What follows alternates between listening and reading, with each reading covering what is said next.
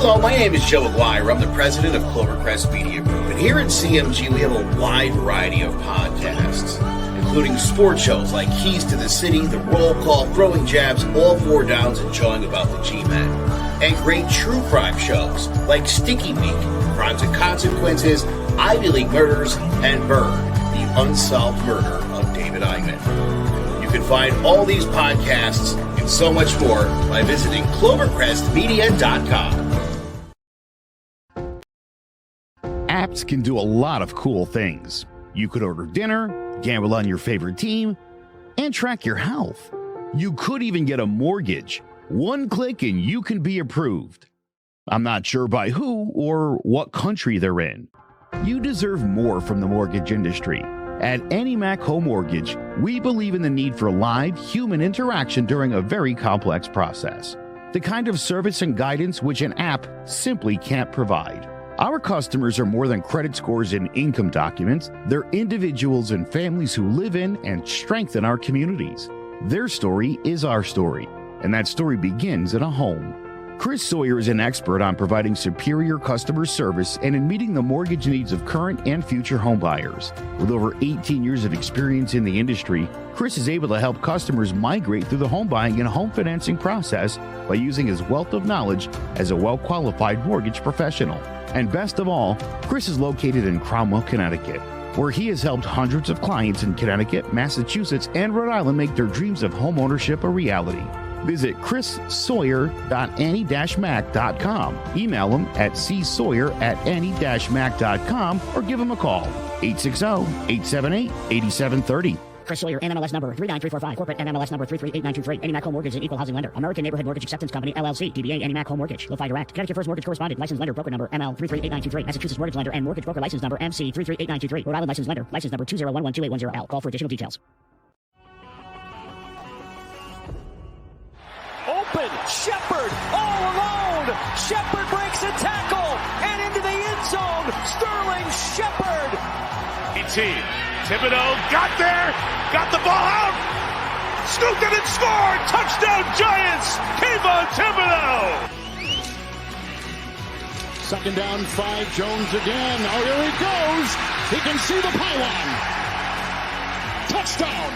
Barkley looking for a seam. Great cut. Saquon Barkley in for the touchdown. Hello, ladies and gentlemen. Welcome to Jawing About the G-Men, Giants football podcast. And it is the offseason, so we are branching out of just football. I'm Big Jace, joined by King Zay. What's going on? We have a lot to talk about. Shout out my boy Steve at Grass-Fed Gaming. What's going on? Make sure you check out him for iRacing. He likes to pretend to race cars. So if that piques your interest at all, make sure you follow him on Twitch. But let's dive in. Don't do that. Sim racing is great. Sim racing is great. Don't do that to anybody. I'm not. I'm saying that I'm giving him his props. That's just not my turn. I mean, that's just not my thing. But it takes a ton of skill to do sim racing. It takes a ton of skill. It does, and he's got the whole setup and everything. But shout out to Steve. Let's get into the football though. Topic that it's going to go on for the next couple weeks. The big news with the Giants is once the offseason starts, I believe it's like the 18th or 19th in March. Kenny Golladay will get cut. That'll free up around like $15 million in cap space. But that's good. That's good news. But the real news, us as Giants fans are waiting for, is who's going to get signed first. Who's the bigger priority? Daniel Jones, Saquon Barkley. I talked about it last week. Daniel Jones in the process of changing agents. Rumors are he wants $45 million. To me, I think that's just him begging to be franchise tagged. But Zay, where are you? Where are your thoughts on all this? And if you're the Giants, if you're Joe Shane, who are you prioritizing, Daniel Jones or Saquon Barkley? Well, let me say this first. My first thoughts is I think everyone needs to pump their brakes. This is called negotiations. Just because Daniel Jones says he wants $45 million doesn't mean he's going to get $45 million. That's just a number that they were going to start off with, and that's what they're going to work from there. And the Giants will come in lower. He'll come in a little higher. Then the Giants will go a little higher, but still lower. I honestly think he'll end up somewhere between 30 and 35 million. I could see somewhere like 33 in that range because, again, even guys like Jimmy Garoppolo and Derek Carr probably aren't going to see more than 35 million, and those are considered top quarterbacks on the market. And unfortunately, Daniel Jones only having 15 touchdowns while he had a great season. But Giants fans, it was memorable for us. We got to the second round of playoffs. That doesn't translate, 15 touchdowns doesn't translate to top quarterback in the league money. So obviously they'll sit down, they'll negotiate, they'll come up with something. Joe Shane's a smart guy. He'll work out something, and hopefully he gets the job done because then that makes it easier with the Saquon situation because worst comes to worst, if you really want Saquon, you can only franchise him at that point once you have Daniel Jones locked up. But that's something down the road. Obviously, you see the moves they're making to clear up cap space, to get more money, obviously, cutting Galladay. Leonard Williams could be another cap casualty because, again, he's going to be expensive to bring back. So the Giants could free up some money there. So I'm not stressing. It's very early. Again, running backs are a dime a dozen. You get good max 8 to 10 years maybe out of them. Good 8 years probably out of them. If you get 2 more on top of that, it would just be servable backup years, in my opinion. But Saquon's 26. He's got a ton of miles. He's got injury history. So if the Giants were to move on from Saquon Barkley, it wouldn't be like oh, God, we just lost something great. It would suck. Thanks for the memories, but we'll move on and we'll find somebody new. It's just the life cycle of the NFL. All right. So you're saying they should prioritize Daniel Jones. That's what I'm getting? This is what I say. I always say, having a quarterback is important to the team. Locking the quarterback up is very important. Having that position solidified and having it solidified for the right amount of money works. The Giants obviously screwed up by not picking up his fifth-year option, which then they would have to make a decision on him until next year, which would give them another, what do you have, show me, year, which would have worked out for the Giants. Obviously, they opted out of that, so we are where we are.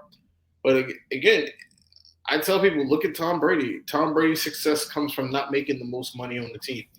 He allowed the team to go out and put weapons around him and pay other guys, while Tom Brady took a considerable amount of money, but not always, the league top quarterback money, and it worked out for him. Yeah, my big thing last week was with the Daniel Jones $45 million. You're right, it is just negotiations, but I felt Daniel Jones was one of those guys who would take a pay cut. But so I get where you're coming from.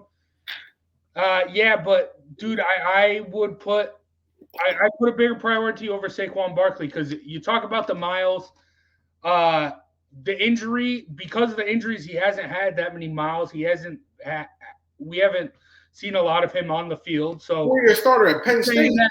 I understand that, but still, in the NFL, he hasn't had as many miles as a lot of running backs at this point have. Granted, injuries, that's always going to be a big question mark with anyone you sign. But think about this year. Think about when the Giants were on those comeback games, like the Ravens, even the first game with the Commanders, the Packers, the Vikings.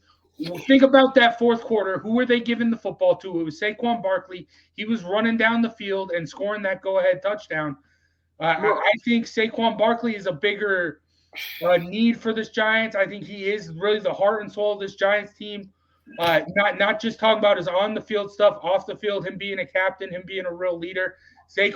Daniel Jones is a leader, don't get me wrong, but he's that lead by example guy. Saquon Barkley has shown to be more like the general, more that getting the guys in the right spot and more commanding the team.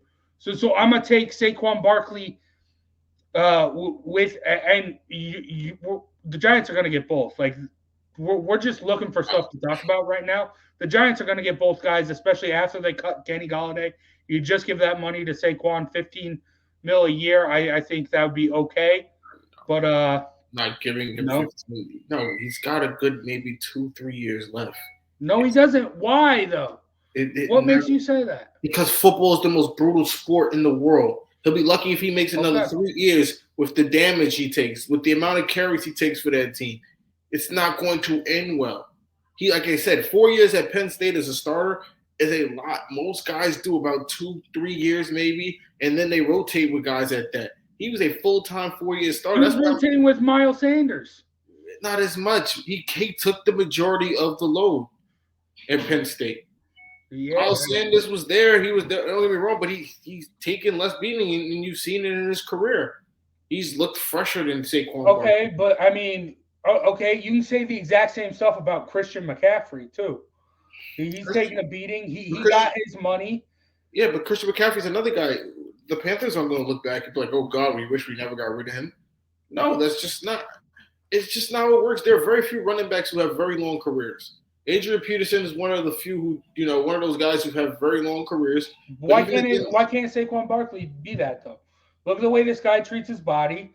Look at how jacked he is. Look at all the freak stuff that happens with him. It's like he was coming into the league being the LeBron James of football. Jesus, that was a lot of people were saying that. Look at LeBron's career and how he's been able to take care of his body. Why can't Saquon Barkley do that? Because LeBron's never had a serious injury. Saquon Barkley's already had 2. That is okay. That's You're talking about 2 different animals. That's why I don't like comparing them. Football is a different breed. You got to understand, football is a sport where you can end your season on a complete non-contact injury. Look at the field. They play on the worst field in the NFL. The Giants statistically had the most ACL tears in the league because of their field. Their field is terrible. You have to take that into consideration if they don't change that. The field, that's a whole different topic, and I know a lot of players are talking about it. And I mean, shout out to you, Zay. You were the first to bring up turf being bad. One of the first people, and then obviously the Super Bowl, that grass was very, very bad. But Saquon Barkley, I think $15 million, even if he comes in being that main load carrier, but even like drafting a guy in like the 3rd round just to take a little bit off of him, like you can do that. Just having him on the field, Zay, having him be that weapon, is going to be good. 13. I'm not going past 13. Again. Okay, but if you can save a little bit on Daniel Jones, say Daniel Jones signs for 30. It's not about. Are you willing to give that extra? It's not just about them two. There are other holes that have to be filled on this team. There are other positions that need to be addressed on this team. You can't just sit here and devote your whole 45 or 46 million. Whatever. This is the heart and soul of the team, though. No, it does not. I do not care. Yes, it is. I do not care. Things turn over. Guess what? I'm going to be honest with you. And I love Daniel Jones. Daniel Jones is very replaceable. If they were to make a trade for Lamar Jackson on draft night for Daniel Jones, I'm just saying, I have a hypothetical out there. He's very replaceable. People will forget he was ever here. Don't ever get that twisted. Daniel Jones has not done anything but one playoff win. You can tell me he's the heart and soul of the team. That's great. But Brian Daboll looks like the coach that can do it with any quarterback he gets. I would say Saquon Barkley is more the heart and soul of the team. But Daniel Jones has proven he can be the guy. Yeah, they're both expendable people. That's the best way I'm going to put it. They're both expendable. I mean, today's NFL, everyone's expendable.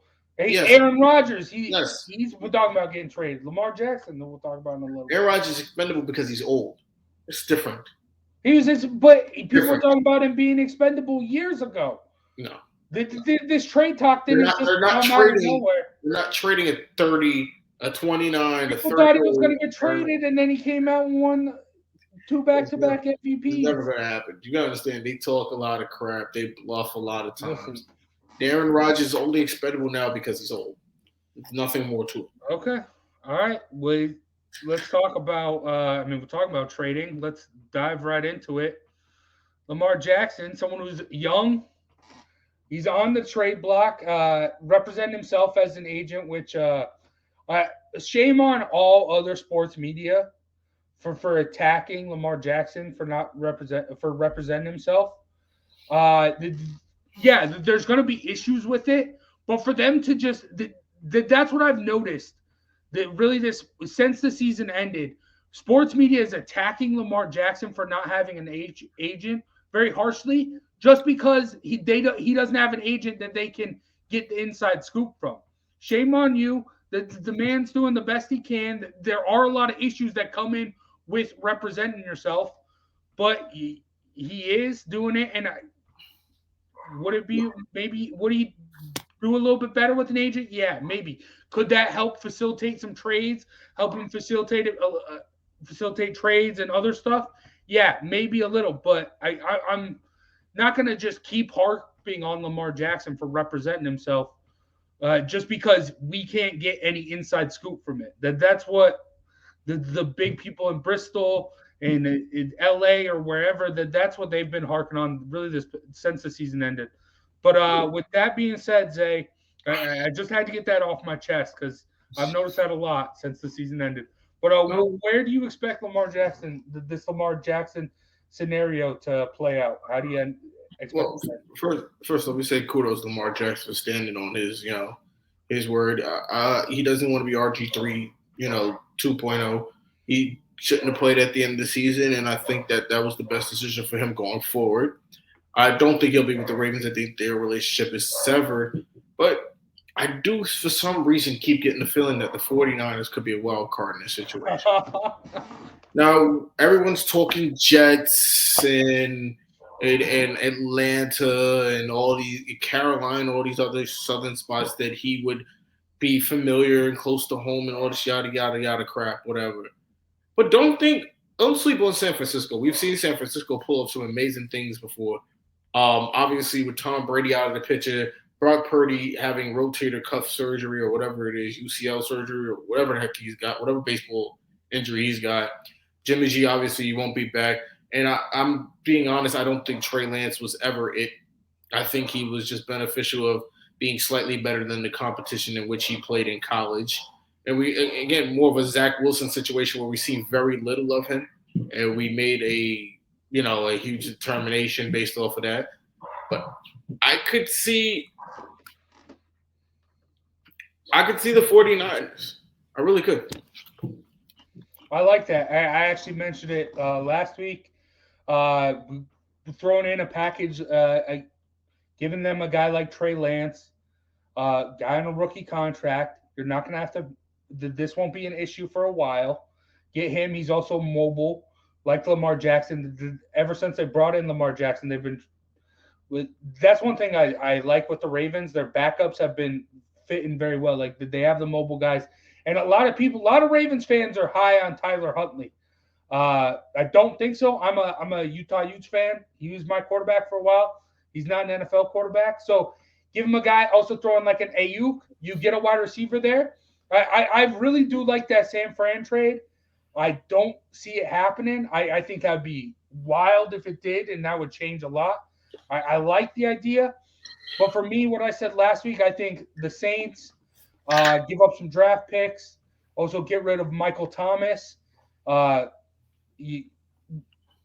big thing with me with the 49ers and the Saints deal is the Ravens aren't just getting rid of Lamar Jackson. They're also benefiting, bringing with the 49ers, like I said, an Ayuk, a guy who can become that number one wide receiver, or get Michael Thomas.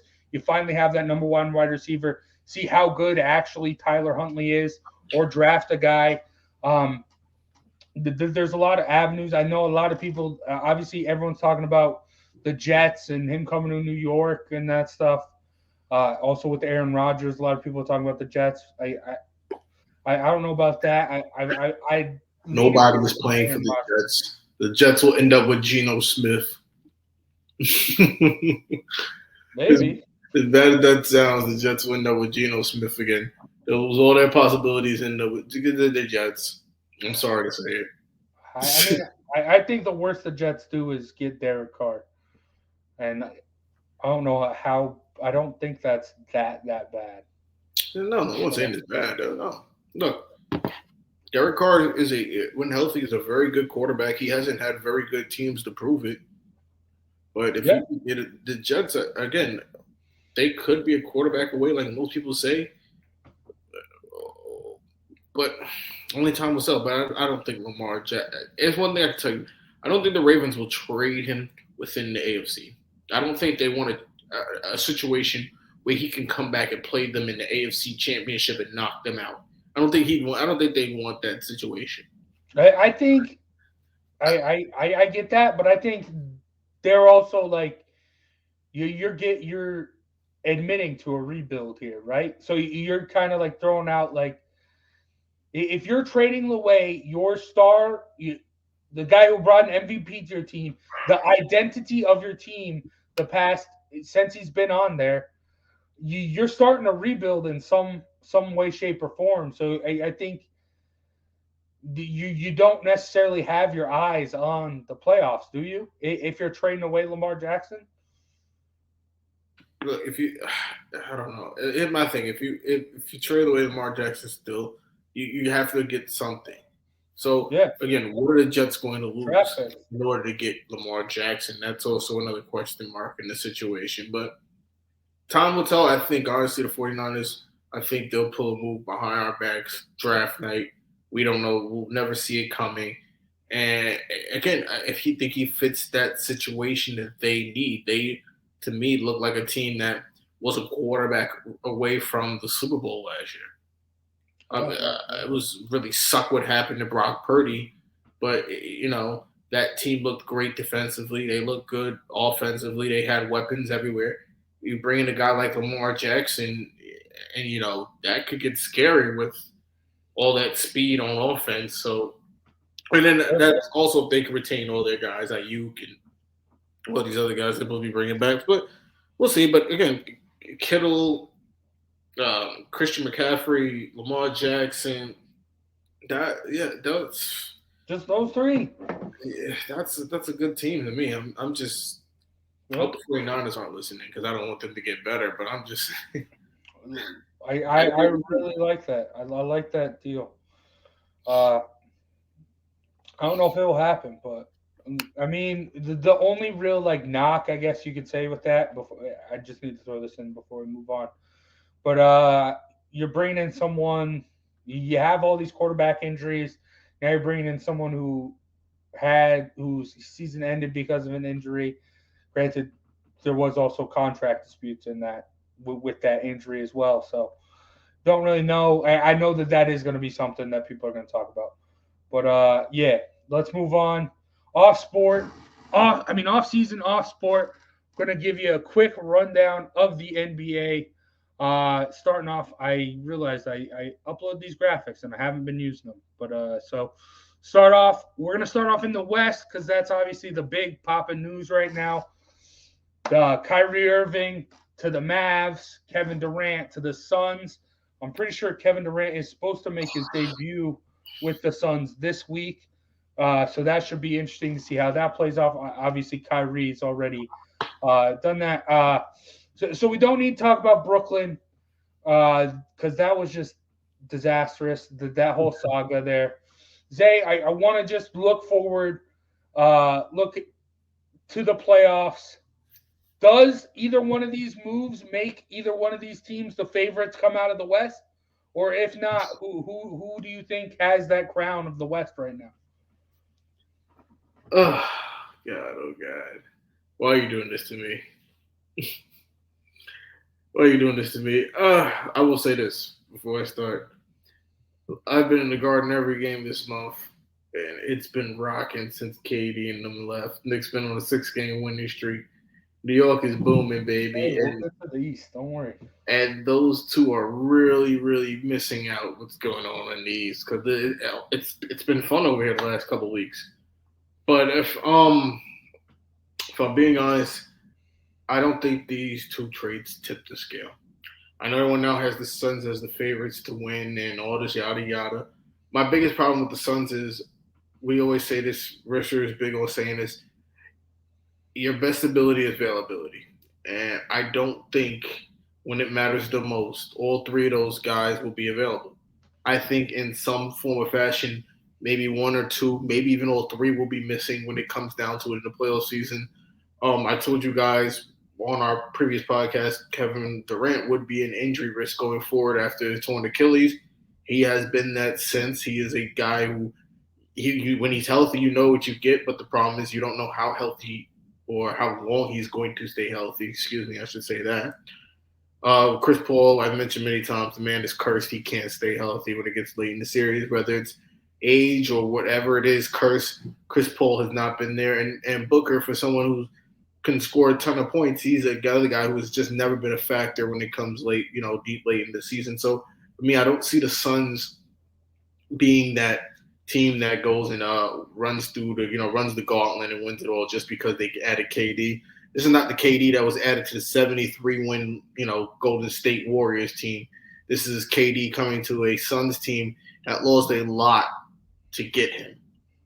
So you got to also remember that the bench is not what that bench was prior to him getting there. So that always goes into it. When you have a trade, in order to get a good player, it's going to cost you something. So you have to take in mind that. And as far as Kyrie Irving's situation goes, well, I think Kyrie Irving and Luka Doncic are two great talents. I don't think those two great talents will be able to figure it out. Luka isn't LeBron, even though people build him up to be something similar to the next LeBron. I think he's great myself, but he's not LeBron. He doesn't complement players. Luka is a scorer, just like Kyrie. And I just think those two alone, it's just not enough offense and not enough defense for that team to make a deep run in the playoffs. I mean, they've surprised us before. They've made runs with just Luka, but it's only one West. Don't discredit your boy Jalen Brunson. What? Jalen is what Jalen is. Listen, you can't be a Knicks fan and not bring up Jalen Brunson there. Like, I'm just saying. I mean, so who's your favorite out of the West then? Out of the West, I don't know. You have to give me a couple more weeks. Okay. I can't because you want to throw those Nuggets and you want to say the Grizzlies, but then they'll get to the playoffs and they'll lose to a Golden State or something who just snuck in late. So you can't be too sure. I'd say give me a couple more. I need a couple more weeks before I make that. It's still 20 some odd games left. I got you. I mean, I like all your points you hit there. The Suns, this could be like they could just come in and dominate, or this could be just another version of the Nets where we talk about them and nothing happens. The real thing there with that trade though, Mikal Bridges and Cam Johnson, like the real big sparks on your team, having to get rid of. Yeah, Kevin Durant's a big guy, but I think that just hurts the depth. So I'm not liking that. I think out of any of these, I like the Mavs move more because we saw Luka can get you to the Western Conference Finals. Now adding in I like Jalen Brunson, but he wasn't consistently what he is now, what he was in Dallas. So I think just having Kyrie just being that guy who can drop you 30, if Luka can drop you 50 in the playoffs, Kyrie drops you 30, and then all these other guys pick up a point here and there. Wouldn't that be nice? Yeah, but I think it's doable. And also, like, Kyrie was playing, like, some of the best basketball of his life before he got traded. Yeah, no one's playing great. No one's disagreeing Kyrie's greatness to the team. The only issue with Kyrie is his loyalties and his, when he has his fits, he has his fits. But again, it is what it is with Kyrie Irving. I tell people that all the time. You get what you get with him, and you either like it or you don't. Yeah, I got you. So, but for me, I'm gonna round out off the West. The Nuggets. I've been saying it since the season began. The Nuggets, with Jamal Murray still been banged up, Jokic averaging a triple-double. Aaron Gordon has really stepped up. I think he's going to be the real key, being that second guy, bringing that extra productivity outside of Joker. But if Jamal Murray can get healthy, and we saw what he did in the playoff bubble, if he can just bring like a fraction of that, I think this team makes a run to the finals. Yeah, it's not happening again, but it is what it is. Yeah. All right. Okay. Let's. I know you're on a time crunch. Let's quickly shift things over. Hey, what are you liking in the East? It just seems like it's been Milwaukee and Boston just duking it out on the top. Do you think a team could slide in there before the playoffs? Oh, we're not talking about the same Boston that just got it handed to them. about the New York Knicks last night, are we? We're not talking about that same Boston, are we? Yeah, the Jaylen Brown-less Boston, yeah. Jaylen Brown would not have made a factor in that game. You got to understand, Okay. there are teams that are I'm saying that this is a different Knicks team. This is not the same number 4 team from a few years ago. So you're going to have to put some respect on their name. I think the East is going to be more fun to watch in the playoffs than the West. Oh, 100%. I think the Cavs are a great team to watch. I think Miami will sneak in, get to the number 6 seed.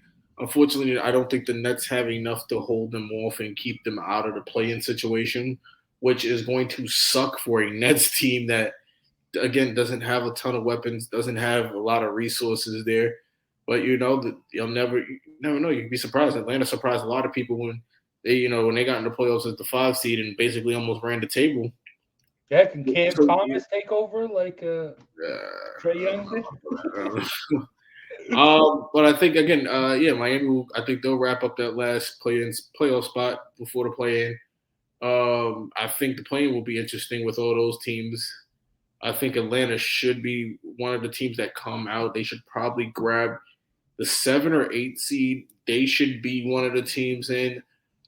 And the last team, and I can't tell you again. It's really a dogfight. Yeah. In my opinion, it really is a dogfight. You mentioned the teams at the top, but even when you look at the top, they're not all separated by much. A few games from each other here and there. So, but yeah, Boston and Milwaukee's tied right now. And then, I think Milwaukee is a half game lead because of the loss last night to the Knicks. Then you got Philly, who had like 39 wins or something like that. They're like 39 wins, and they're 4 games back. And then you got, Cleveland was right behind them at 39, and the Knicks behind them at 36. So, it's the next 20 games should be an interesting roller coaster. If teams get hot, teams, fall off, who's going to, make it, who's not. I think it should be interesting. Again, I'm not giving you who's coming out of the East or the West right now. It's still too early. It's 20 games. The teams that are in here right now, a team can fall off a cliff. They can lose 10 in a row and find themselves outside looking in, God forbid. You don't know how the situation is going to go again. Yeah. The Knicks being able to run off 6 in a row has been amazing. And Milwaukee also is on another amazing win streak. I think it's 14 in a row, some crazy number like that. But again, 14. Teams are going to lose. So you just gotta kind of like weather the storm into the end. So no, I'm not giving you an answer on who's going there, but I'd say the East will be interesting and fun to watch till the end. Yeah. Don't mind me setting up shows. No, I got you. I will say to talk about the big dogs here. Everyone's been saying Celtics all year. I think Milwaukee has the edge there, though. Tatum and Brown are great, but just that, Holiday's been playing out of control. Obviously, Giannis is Giannis, but when healthy, Chris Middleton, that third option, I think that just gives them the edge. Like no one else.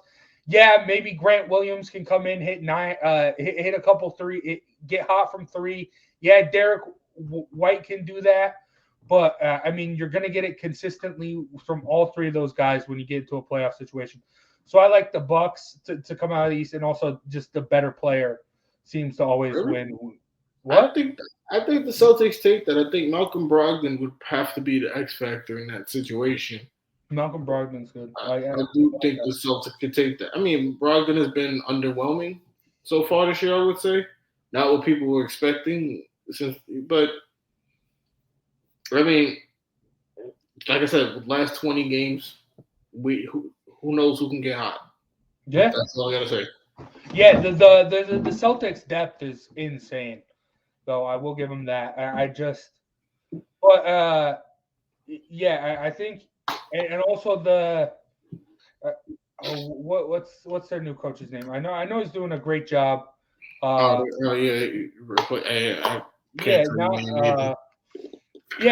doing a great job. But also just like that, new coach. I mean, granted, I said this last year, and they got to the finals. But first-year coach going into Joe Manzula. I apologize for that. But, yeah, Joe Manzula is doing great.